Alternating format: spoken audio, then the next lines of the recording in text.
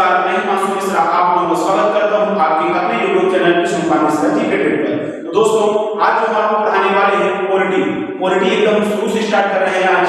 और आज से दोस्तों आपको पूरी पॉलिटी इसी आपको यूट्यूब चैनल में मिलने वाली है, ठीक है, एकदम जीरो लेवल से। सो अभी तक पॉलिटी का नाम भी नहीं सुने होंगे तो उसको आज ये पॉलिटी समझ में आएगी। एकदम सरल भाषा में, आसान भाषा में, आपकी व्यवहारिक भाषा में समझाएंगे। बस आप हमारे यूट्यूब चैनल बने रहें और जो हमारे यूट्यूब चैनल में न्यू है वो चैनल को सब्सक्राइब कर लें और अपने दोस्तों तक ज्यादा से ज्यादा इस वीडियो को शेयर करें। तो चलते हैं दोस्तों, आज हम पढ़ने वाले हैं पॉलिटी होता क्या है। तो ये पहले हम समझाते हैं, फिर इसके बाद आगे प्रियम्बल पढ़ेंगे, संविधान पढ़ेंगे, सब पढ़ाएंगे आपको। पहले पढ़ते हैं इसकी सामान्य जानकारी जानते हैं। पॉलिटी को दो भागों में बांटा जाता है, ठीक है, दो शब्दों में बांटा जाता है पॉलिटी को। कितने शब्दों में? दो शब्दों में। पॉली धन सिस्टम, पॉलीधन सिस्टम हिंदी में क्या कहते हैं? देखो ये आप नया वर्ड सुन रहे होंगे, पॉली। इसके हिंदी में क्या कहते हैं? राज्य। क्या कहते हैं? राज्य कहते हैं। और ये वही सिस्टम जो आप सुनते ही रहते हैं, व्यवस्था। क्या? व्यवस्था, ठीक है। तो पॉलिटी को दो शब्दों में बांटा गया है, पॉलीधन सिस्टम जिसे हम राज्य कहते हैं, पॉली को सिस्टम यानी व्यवस्था। तो देखो ये राज्य क्या है? राज्य देश क्या कहते हैं? जिसमें हमारा भारत एक राज्य है। हम ये नहीं कह सकते एमपी और यूपी वाले राज्य नहीं, इसमें चार कंडीशनें होनी चाहिए। क्या क्या होना चाहिए? पहला, संपन्न होना चाहिए। क्या होना चाहिए? संपन्न होना चाहिए। फिर संपन्न होने के बाद दूसरा, इसमें भूमि इसके पास होनी चाहिए। फिर इसके बाद जब भूमि होगी तो फिर क्या होना चाहिए? यहाँ जनता होनी चाहिए रहने के लिए। फिर देखो जब जनता होगी तो फिर सरकार होनी चाहिए। इसको होना चाहिए सरकार। ये चार चीजें इसके पास होगी उसे हम राज्य कहते हैं, ठीक है। क्या होना चाहिए? पहले संपन्न होना चाहिए, दूसरा क्या होना चाहिए? भूमि होनी चाहिए उसके पास। और जब भूमि होगी तो भूमि में रहने के लिए लोग चाहिए। फिर जब लोग रहेंगे तो लोगों को चलाने के लिए क्या चाहिए? आपको सरकार की जरूरत पड़ेगी। अब देखिए आपको सरकार की जरूरत पड़ी क्यों? देखिए सरकार की जरूरत क्यों पड़ी? जैसे बढ़ते बढ़ते जैसे ह्यूमन लोग जैसे बढ़े, धीरे धीरे पहले कट खाते थे, फिर धीरे धीरे कृषि करना चालू किए, फिर पानी की जरूरत पड़ी। ऐसे धीरे धीरे फिर क्या आपने बना? सोसाइटी बनी। सोसाइटी बनी, सोसाइटी को चलाने के लिए किसको जरूरत पड़ी? भैया हमको सरकार की जरूरत पड़ी। इस सोसाइटी को चलाने के लिए वहाँ बहुत सारे लोग रहेंगे। हमारे देश में बहुत सारे धर्म हैं, बहुत सारी जातियां हैं, ये सब भिन्नता होती है। और लेकिन हमारे जो देश में है लिमिट रिसोर्सेज हैं, यानी आपको सब चीजें लिमिट संसाधन हैं, लेकिन इसी को सब चलाने के लिए, सबको प्रोवाइड कराने के लिए गवर्नमेंट है, ठीक है। अब देखो भैया यहाँ क्या है? किताब वर्ड आया। तो लोग आपसे पूछेंगे किताब को देखो यार, दो प्रकार की होती है ना, एक लिखित और एक अलिखित।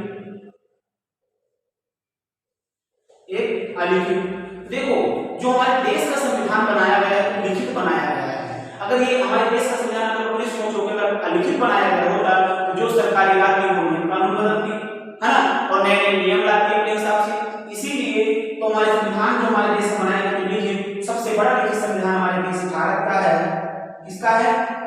भारत का है। और अलिखित किसका है? ब्रिटेन का। किसका है? ब्रिटेन का। यहां तक आपको समझ में आया? कोई डाउट? 1% आपको डाउट हो तो बताओ। यहां तक हमने आज आपको पढ़ाया क्या कि पॉलिटी है क्या? पॉलिटी दो शब्दों से मिलकर बनी है, पॉलीधन सिस्टम, ठीक है, पॉलीधन सिस्टम। इसे राज्य की कंडीशन क्या क्या होगी आपको मैंने बताया, क्या क्या होना चाहिए। पहली बात तो संपन्न हो। क्या हो? संपन्न हो। फिर दूसरा क्या होना चाहिए भैया? उसके पास भूमि होनी चाहिए। फिर वहां रहने के लिए जनता होनी चाहिए। जब जनता होगी तो वहां जनता को चलाने के लिए कौन चाहिए? सरकार चाहिए। ये तीन चार चीजें उनके पास होना चाहिए, उसे राज्य कहते हैं, ठीक है। ऐसी को सब सिस्टम से चलाने के लिए सिस्टम व्यवस्था बना के चलाते हैं, उसे राज्य व्यवस्था कहते हैं, हिंदी में भी कह सकते हैं, ठीक है। तो ये संपन्न, भूमि, जनता, सरकार। फिर क्वेश्चन बनता है, आपने पढ़ा है सरकार की जरूरत क्यों पड़ी? जब देखो सोसाइटी बनी, जैसे लोग पहले जैसे हम लोग बने, धीरे धीरे करके जरूरतें बढ़ी, फिर ह्यूमन में सोसाइटियां बन गई लोगों के बीच में, है ना। तो फिर वहां लोगों को चलाने के लिए, लेकिन जो सोसाइटी बनी उसमें से लोग अलग अलग धर्म के हैं, है ना, अलग अलग देखो जाति के हैं, अलग अलग बोलियां हैं, इसमें भिन्नता हुई, ठीक है, अलग अलग लोग की मांगे हैं। लेकिन हमारे जो देश में है तो देखो लिमिट रिसोर्सेज है, तो इसी को एक सिस्टमैटिक तरीके से चलाने के लिए सरकार की हमको जरूरत पड़ी। और यही हमारी सरकार जो है, तो सरकार को 3 प्रकार के होते हैं। कौन कौन सी विधायिका, कार्यपालिका, न्यायपालिका, ठीक है ना। आपको बता रही सरकार 3 प्रकार की, विधायिका, कार्यपालिका और न्यायपालिका, ठीक है। ये आपको मैंने पढ़ाया। विधायिका तो हमारे देश के अंदर कानून बनाती है, उसे हम विधायिका कहते हैं, और जो कानून बनाएंगे, कानूनों को लागू करता है, उसे हम कार्यपालिका कहते हैं। कार्यपालिका 2 प्रकार की होती है, मैंने आपको बताया हमारे देश की कार्यपालिका 2 प्रकार की है, स्थायी और अस्थायी, परमानेंट और नॉन परमानेंट। स्थायी हम आईएएस ऑफिसर वगैरह मान सकते हैं, और अस्थायी किसे कहते हैं, जैसे हमारे राष्ट्रपति जी। तो इसके बाद भैया हम सरकार की जरूरत क्यों पड़ी, पता चला आपको क्यों पड़ी जरूरत। अब इसके बाद क्या होता है, आपको यहाँ से देखिए, यहाँ संविधान सभा देखो बनाया तो जाएगा, संविधान बनाया जाएगा। इसके बाद देखो बनाया तो जाएगा, वहां अधिकार दिए जाएंगे, तो अधिकार भी दिए गए। जब किसी को अधिकार दिए जाएंगे, तो जो अधिकार दिए जाएंगे तो भैया उसके ऊपर कुछ लिमिट भी लगाई जाएगी। तो लिमिट हमारी सरकार के ऊपर किस तरह की लगी है, तो मौलिक अधिकार के अनुसार लगी है ना, मौलिक अधिकार, ठीक है। हमारी सरकार पर लिमिट किस तरह की लगी हुई है, मौलिक अधिकार के रूप में हमारी सरकार के ऊपर लिमिट लगी हुई है, ठीक है मेरे दोस्तों। तो यहाँ तक आपको समझ में आया। अब इसके बाद हम आपको पढ़ते हैं सरकार यहाँ पर सुन रहे हैं, सरकार है क्या, ये समझ में आया। सरकार 3 प्रकार की होती है, कितने प्रकार की होती है, सरकार 3 प्रकार की होती है। एक सेकंड, सरकार 3 प्रकार की होती है, कौन कौन सी, विधायिका, कार्यपालिका और न्यायपालिका, विधायिका, कार्यपालिका और न्यायपालिका, ठीक है। इसके बाद क्या होता है, सरकार, ये है सरकार। सरकार कितने प्रकार की, 3 प्रकार की, है ना, अच्छे समझना। विधायिका, ठीक है। दूसरा होगा कार्यपालिका, तीसरा क्या होता है, न्यायपालिका, ठीक है। राइटिंग नहीं है, राइटिंग, ठीक है ना, बस आपको समझ में आना चाहिए, बस देखिएगा।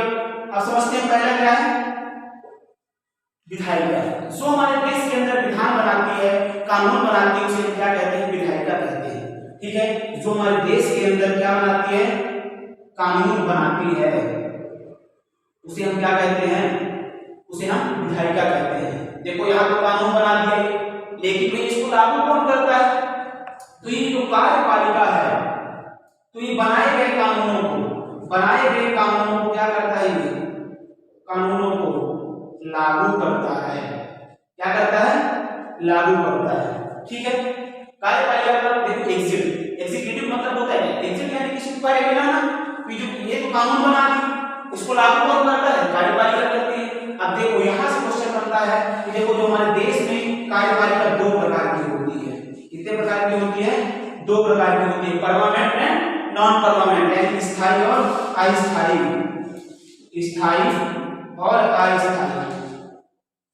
देखो स्थायी और अस्थायी मान सकते हैं हम अपने राष्ट्रपति को मान लो, ठीक है, इसको राष्ट्रपति को, इसका एक निश्चित कार्यकाल होता है 5 वर्षों का, ठीक है। देखो भैया इसमें जो राष्ट्रपति है एक निश्चित कार्यकाल रहेगा, अगली बार अगर चुना जाता है तब ये राष्ट्रपति बनेगा। इसके ऐसा नहीं है कि इसके लड़के ऐसे नहीं बन सकते, ठीक है ना। इसीलिए हम इसको अस्थायी कहते हैं, और स्थायी किसे कहते हैं, आईएएस ऑफिसर वगैरह होते हैं। यहाँ तक आपको समझ में आया, यहाँ तक कोई दिक्कत हो तो बताइए। फिर इसके बाद आता है न्यायपालिका। हाँ, न्यायपालिका आता है, यानी लोगों के साथ गलत न हो, है ना, लोगों को न्याय दिलाने के लिए न्यायपालिका होगी, ठीक है, किसी के साथ गलत न हो, ठीक है। इसमें आप एग्जांपल देखो, ये हम आपकी न्यायपालिका कहाँ है, क्या मतलब सुप्रीम कोर्ट, सर्वोच्च न्यायालय, देश का सबसे बड़ा न्यायालय, सर्वोच्च न्यायालय, ये वर्तमान में कहाँ है, तो दिल्ली में है भैया, कहाँ है, दिल्ली में है, ठीक है। आपको समझ में आया। सरकार कितने प्रकार की होती है, 3 प्रकार की होती है, विधायिका, कार्यपालिका, न्यायपालिका, ठीक है। विधायिका क्या होती है, जो हमारे देश के अंदर कानून बनाती है, उसे क्या कहते हैं, विधायिका कहते हैं।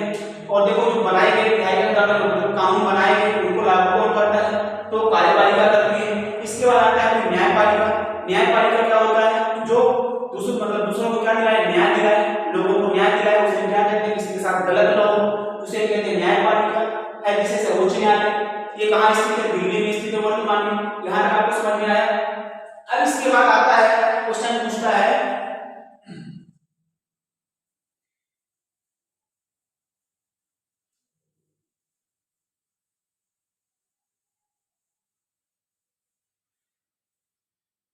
इसके बाद आता है हमारा, ये देखो संविधान। क्वेश्चन पूछता है संविधान। संविधान क्या है? क्या है? ये देखो क्वेश्चन बनता है कि देखो लोग पूछते संविधान क्या है। तो संविधान क्या है आपको बता दो, ये कानून की किताब है। ये क्या है? कानून की किताब है।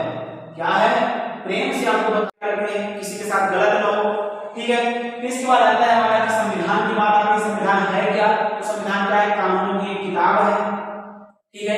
फिर यहाँ किताब पढ़ा आता है। किताब देखो दो प्रकार की हो सकती है, लिखित और अलिखित। तो हमारे भारत का संविधान क्या है? लिखित है, सबसे बड़ा लिखित संविधान हमारे भारत का है। और अलिखित किसका है? ब्रिटेन का है। यहाँ तक आपको किसी को कोई दिक्कत? तो इसी के बाद हम आपको आज की क्लासेस यहीं तक रखते हैं और मिलते हैं कल आपको पढ़ाएंगे प्रस्तावना। कल आपको पढ़ाएंगे प्रस्तावना।